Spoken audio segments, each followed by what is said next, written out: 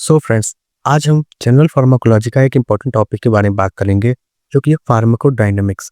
Pharmacodynamics क्या होता है कि जो ड्रग हम यूज़ करते हैं, उसका इफ़ेक्ट बॉडी पे क्या पड़ता है। सो हम जो मेन डेफिनेशन है इसकी, it is the study of drugs, their mechanism of action, pharmacological action and their adverse effects. So सबसे पहले हम बात करते हैं मैकेनिज्म ऑफ एक्शन के बारे में। अब जो ड्रग हम यूज़ कर रहे हैं, वो किस किस मेथड से बॉडी पे ऐड करती है। सबसे पहला है फिजिकल मैकेनिज्म। फिजिकल मैकेनिज्म में क्या होता है, कोई ड्रग हम देते हैं, जैसे मान लीजिए एग्जांपल के तौर पे मैनिटॉल। मैनिटॉल जो देते हैं वो आईवी इन्फ्यूजन से देते हैं। जब कोई पेशेंट जिसका ऑस्मोटिक प्रेशर बहुत बढ़ा होता है, तो उसको हम मैनिटॉल देते हैं। ये एक ऑस्मोटिक डायबिटिक है, जो कि ऑस्मोसिस है इसका मैकेनिज्म ऑफ एक्शन। ऑस्मोसिस की तरह high concentration to low concentration gradient ये मूव कर जाती है, जो फ्लूइड एक्यूमुलेट हो जाती है। बाकी दूसरा मेथड है एडजॉर्प्शन का। एडजॉर्प्शन में क्या होता है कि हम इसको पॉइजनिंग में देते हैं। पॉइजनिंग में देते हैं तो क्या करता है ये, जैसे एग्जांपल के तौर पे चारकोल, हम चारकोल यूज करते हैं पॉइजनिंग में। चारकोल देती है, अब जो पॉइजन खाए वो चारकोल ने एब्जॉर्ब कर लिया। एब्जॉर्ब करने के बाद चारकोल या तो पीसेस के रास्ते से निकल जाएगा, या तो फिर उसको सर्जरी के द्वारा या वोमिटस के द्वारा निकाल सकते हैं। उसके बाद आता है डीमल्सेंट। डीमल्सेंट क्या होता है, ये हमारे कभी कभी आपने देखा होगा कि आपका गला खराब हो जा रहा है, तो आप लोजेंजेस या फिर स्टेप्सिस लेते हैं या कपलेट्स लेते हैं, तो वो डीमल्सेंट है। वो क्या करता है, जो आपका म्यूकोसा है वो इन्फ्लेम्ड हो गया, मतलब उस पर इन्फ्लामेशन हो गई, तो हम डीमल्सेंट यूज करते हैं ताकि वो इन्फ्लामेशन को सूदनिंग कर दें। इसकी वजह से हमारा गला सही हो जाता है।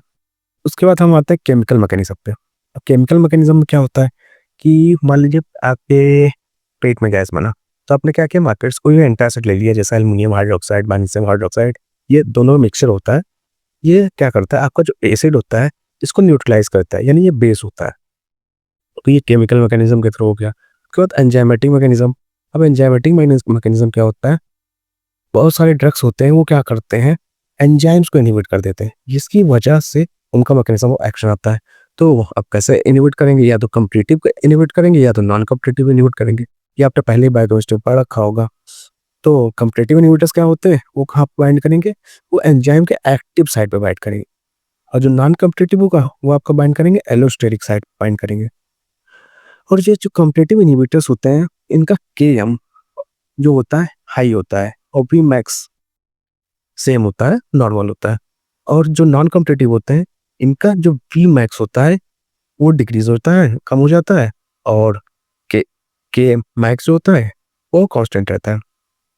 उसके बाद हम पढ़ते हैं रिसेप्टर मीडिएटेड मैकेनिज्म। अब receptor mediated mechanism of action में क्या होता है, कोई भी ड्रग है वो अपने रिसेप्टर पे जाके बाइंड करेगी, तभी उसका एक्शन शो होगा। तो जो ड्रग जैसे रिसेप्टर पे जहाँ बाइंड करती है, उस प्रोसेस को कहते हैं एफिनिटी। कितनी एफिनिटी से, उसकी एबिलिटी कितनी है कि वो जाके अपने रिसेप्टर से बाइंड कर जाए, उसको एफिनिटी बोलते हैं। अब रिसेप्टर से बाइंड करने के बाद कितना एक्शन, उसकी कितनी एबिलिटी उस ड्रग की कि वो अपना एक्शन, फार्माकोलॉजिकल एक्शन प्रोड्यूस कर सके, उसको बोलते हैं इंट्रिंसिक एक्टिविटी। तो एफिनिटी और इंट्रिंसिक एक्टिविटी के बेस पे हम 4 फेजेस में डिवाइड करते हैं, agonist, partial agonist, inverse agonist and antagonist. Agonist, अब सबसे अच्छा तरीका याद करने का कि एगोनिस्ट चाहे पार्शियल एगोनिस्ट हो, चाहे इनवर्स एगोनिस्ट हो, चाहे एंटागोनिस्ट, इसमें एफिनिटी जो होती है वो मैक्सिमम होती है। मतलब ड्रग जो है वो अपने रिसेप्टर से बाइंड तो करेगा ही ना, तो इसलिए एफिनिटी मैक्सिमम हो जाएगी। अब अब जो एगोनिस्ट होता है उसकी इंट्रिंसिक एक्टिविटी भी मैक्सिमम होती है। मतलब अब बाइंड किया तो एक्शन देगा, यानी एगोनिस्ट, मतलब वो अपना एक्शन पूरा दे रहा है, उसकी इंट्रिंसिक एक्टिविटी भी मैक्सिमम हो जाएगी। तो इसको रिप्रेजेंट करते हैं +1, यानी +1। अब पार्शियल एगोनिस्ट, नाम में छुपा हुआ है पार्शियल, यानी जो एफिनिटी तो बाइंड किया, मतलब ड्रग बाइंड किया अपने रिसेप्टर से, तो तुम एफिनिटी तो मैक्सिमम होगी, बट अब जो एक्शन होगा वो पार्शियल, मतलब सब मैक्सिमल, मतलब मैक्सिमम नहीं होगा, सब मैक्सिमल इंट्रिंसिक एक्टिविटी होगी। अब इसको रिप्रेजेंट करेंगे 0 to +1। अब इनवर्स एगोनिस्ट, इनवर्स एगोनिस्ट में क्या होता है, एफिनिटी तो मैक्सिमम होगी, लेकिन नाम में छुपा हुआ है इनवर्स, मतलब जो एक्शन होगा वो अपोजिट देगा, यानी अपोजिट इंट्रिंसिक एक्टिविटी होगी, और इसको रिप्रेजेंट करेंगे -1 से। अब एंटागोनिस्ट, एंटागोनिस्ट क्या होता है, इसका कोई एक्शन नहीं होता है, मतलब no action of itself but prevents action of other drugs, मतलब इसका कोई एक्शन नहीं होता लेकिन दूसरा ड्रग्स के एक्शन को ये रोकता है, इसलिए इसको बोलते हैं एंटागोनिस्ट। अब एंटागोनिस्ट में क्या होता है, जो इसकी एफिनिटी होती है तो मैक्सिमम होती है, बट जो इसकी इंट्रिंसिक एक्टिविटी होती है वो जीरो होती है, जिसकी वजह से कोई एक्शन नहीं आता, तो इसको रिप्रेजेंट करेंगे जीरो से। हम ग्राफ से समझते हैं कि परसेंटेज ऑफ मैक्सिमम एक्टिविटी और एंटागोट बाकी agonist, partial agonist, antagonist, inverse agonist में क्या है, कैसे हम ग्राफ प्लॉट कर सकते हैं, या जो कि नीट पीजी में बहुत इंपॉर्टेंट ग्राफ है, जो आ सकता है। समझते हैं एगोनिस्ट। अब इसकी जो एक्टिविटी होती है एगोनिस्ट, इसकी मैक्सिमम होगी तो सबसे हाई लेवल पे जाएगा, हाई पैराबोला बनाएगा। उसके बाद पार्शियल एगोनिस्ट, अब उससे नीचे आओगे तो पार्शियल एगोनिस्ट की एक्टिविटी होगी, फिर उससे नीचे आओगे तो एंटागोनिस्ट की होगी, उससे नीचे आओगे इनवर्स, तो उल्टा ही हो जाता है ना, तो सबसे कम एक्टिविटी जो होती है वो इनवर्स एगोनिस्ट की होती है। जैसे हम रिप्रेजेंट किए थे ना एगोनिस्ट को, +1 और इसको 0 to 1 और इसको 0 और इसको -1, उसी हिसाब से ग्राफ प्लॉट कर दिए। अब हम पढ़ते हैं रिसेप्टर्स, टाइप्स ऑफ रिसेप्टर्स, कैसे ड्रग कौन कौन से रिसेप्टर पर बाइंड करता है, कौन सा ड्रग किस रिसेप्टर पर बाइंड किया। सबसे पहले पढ़ते हैं आयनोट्रोपिक रिसेप्टर या लाइगैंड गेटेड आयन चैनल्स। इसमें क्या होता है हम जानते हैं कि सेल के अंदर क्या होता है, पोटेशियम ज़्यादा होता है और सेल के बाहर सोडियम ज़्यादा होता है। तो अब ये जो रिसेप्टर्स होते हैं ये मेम्ब्रेन पे होते हैं, आयन चैनल्स पे। जब ड्रग मान लीजिए इस पे बाइंड किया, बाइंड करने के बाद आयन चैनल, सोडियम पोटेशियम कोई भी आयन चैनल हुआ वो ओपन हो गया, तो उसकी वजह से सोडियम अंदर आने लगेगा। जब सोडियम अंदर आने लगेगा, कोई भी सोडियम अंदर जिसकी कंसंट्रेशन जहाँ ज़्यादा होगी उसके अपोजिट में जाने लगेगा, ठीक। तो ion moves from high concentration to low concentration, इसकी वजह से अंदर पॉजिटिविटी बढ़ जाएगी, ठीक है। अब पॉजिटिविटी बढ़ गई तो उसकी वजह से क्या होगा, डीपोलराइजेशन हो जाएगा या भी हाइपर पोलराइजेशन होगा, इसकी वजह से एक्शन प्रोड्यूस हो जाएगा। और ये आइनोट्रोपिक रिसेप्टर्स जो होते हैं ये फास्टेस्ट एक्टिंग रिसेप्टर्स होते हैं। अब जो सबसे इंपॉर्टेंट चीज़ है इसकी, इसका लोकेशन पे एमसीक्यूज आ जाते हैं। तो सबसे पहले हम समझते हैं कि इसकी लोकेशन कहाँ है। तो सबसे पहले हम पढ़ते हैं ब्रेन में, इसकी लोकेशन 3 जगह है, ब्रेन, नर्व्स पे और अब ब्रेन में कहाँ पे होती है, गाबा रिसेप्टर पे होती है, एनएमडी रिसेप्टर हो गए। उसके बाद नर्व्स पे NN receptors, NM receptors, nicotine receptors, यहाँ यहाँ इसकी लोकेशन होती है। और लास्ट में 5-HT3 रिसेप्टर्स पे रिसेप्टर 5-HT3 जो एगोनिस्ट हो गए वही यहीं पे, या फिर एंटागोनिस्ट हो गए ये फिर यहीं पे बाइंड करेंगे। 5-HT3 एगोनिस्ट आप लोग वहाँ एंटीएमेटिक्स में पढ़ेंगे, जो कि क्या करता है 5-HT3 तो आपका आता है मेटोक्लोप्रोमाइड हो गया, या फिर ऑन्डेसेट्रॉन हो गया, ग्रेनेसेट्रॉन हो गया, प्लेनोसेट्रॉन हो गया, ये सब बाइंड करेंगे जिससे 5-HT3 को इनहिबिट करते हैं, जिससे कि ओमिटिंग आपकी सही हो जाती है। उसके बाद हम पढ़ते हैं ट्रांसमेम्ब्रेन एंजाइम लिंक रिसेप्टर्स के बारे में। ये क्या करता है, ट्रांसमेम्ब्रेन एंजाइम लिंक मतलब आधा मेम्ब्रेन के अंदर आधा मेम्ब्रेन के बाहर। तो जो मेम्ब्रेन के बाहर होता है उस पे उसको बोलते हैं ड्रग बाइंडिंग साइट, यानी जो एक्स्ट्रा सेलुलर होगा उस पर ड्रग जाके बाइंड करेंगी। और ये एंजाइम्स होते हैं, कौन सी एंजाइम होती है, टायरोसिन काइनेज एंजाइम होती है। अब जो इंट्रासेलुलर होगा वहाँ पे एंजाइम लगे होंगे इंट्रासेलुलर एंड पे।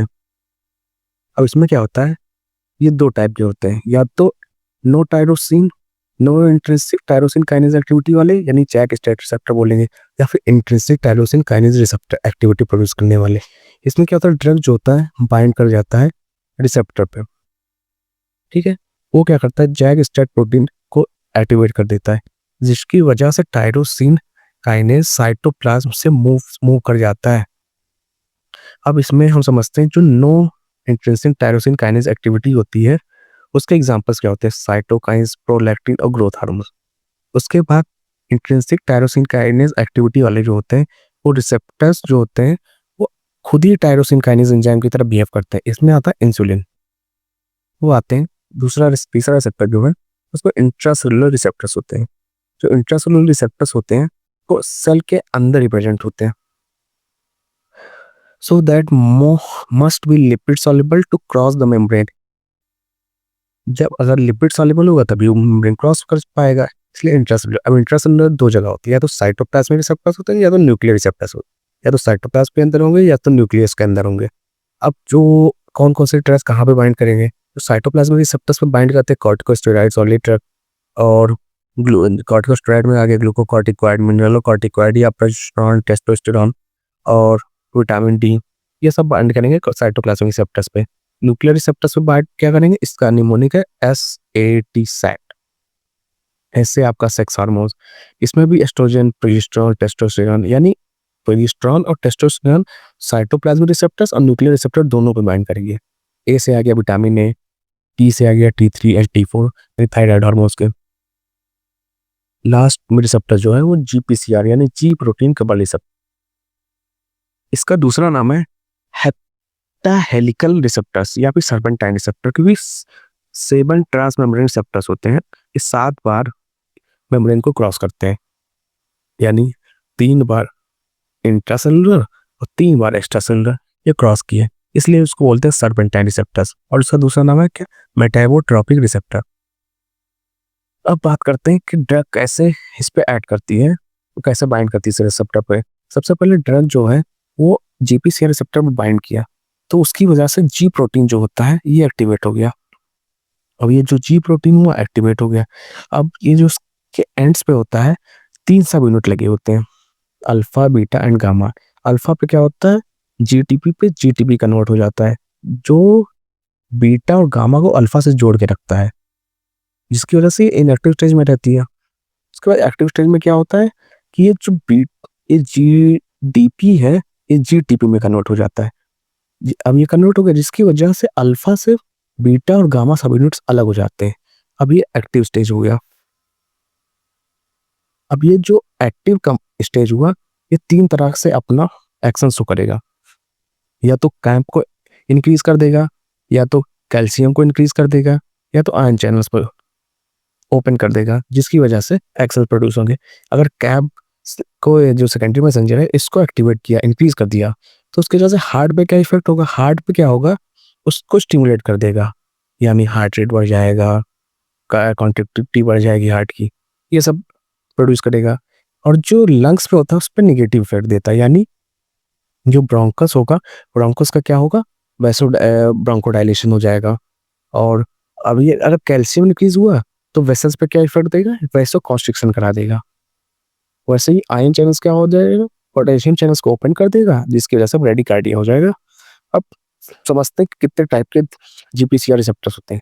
इसमें 3 टाइप करते हैं, GS, GI, GO। GS जो होता है वो एडिनाइलेट साइक्लेज को स्टिमुलेट करता है, जिसकी वजह से CMP बढ़ जाता है। GI जो होता है वो एडिनाइलेट साइक्लेज को इनहिबिट कर देता है, जिसकी वजह से CMP घट जाता है। और GO जो होता है वो स्टिमुलेट करता है PIP2 को, फॉस्फोरेटेड आइनोसिटाइल पायरोफॉस्फेट को स्टिमुलेट करता है, जिसकी वजह से फिर वो IP3DAG में टूट जाता है, और उसकी वजह फिर वो आगे हम बताएंगे उसमें उसकी वजह से कैल्शियम इंक्रीज कर जाता है। हम समझते हैं GPCR पे कौन से ड्रग्स बाइंड करेंगे। जो ड्रग्स हमने पहले पढ़े हैं, मान लीजिए हमने पढ़े थे आइनोट्रोपिक में, ये रिसेप्टर्स पे यहाँ प्रेजेंट होते हैं, तो ये ड्रग्स बाइंड किए। ट्रांसमेम्ब्रेन पे साइटोकाइन, प्रोलैक्टिन, ये सब इंसुलिन बाइंड किया। इंट्रासेलुलर में विटामिन डी, T3 T4 ये सब बाइंड किया।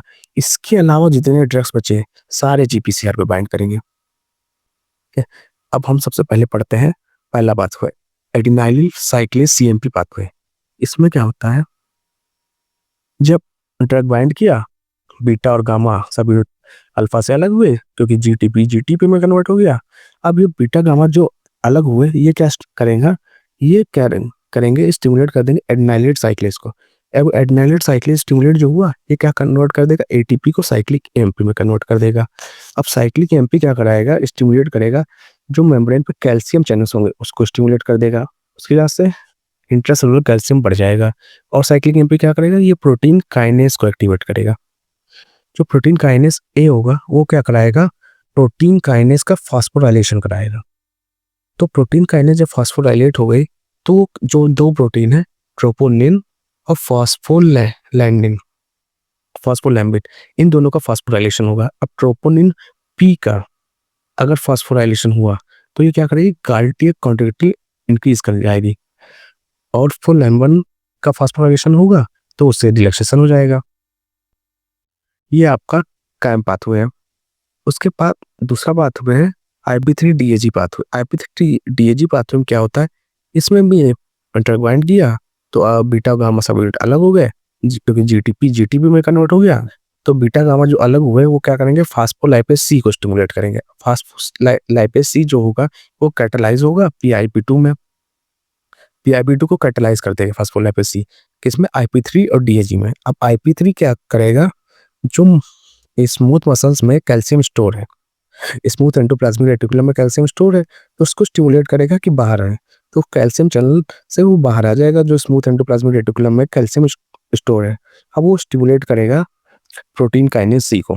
और DAG क्या है, ये भी प्रोटीन काइनेज सी को स्टिमुलेट करेगा, जिसकी वजह से फिर से प्रोटीन का फास्फोराइलेशन होगा। उसकी वजह से फिर से जो बायोलॉजिकल रिस्पॉन्स है, यानी हार्ट पे क्या हो जाएगा, कंट्रैक्टिलिटी बढ़ जाएगी, या फिर ये जो हमने पढ़ा था कि कैल्शियम की वजह से कैल्शियम बढ़ेगा, उसकी वजह से क्या होता था, वेसल का वैसा कॉन्स्ट्रिक्शन हो जाएगा।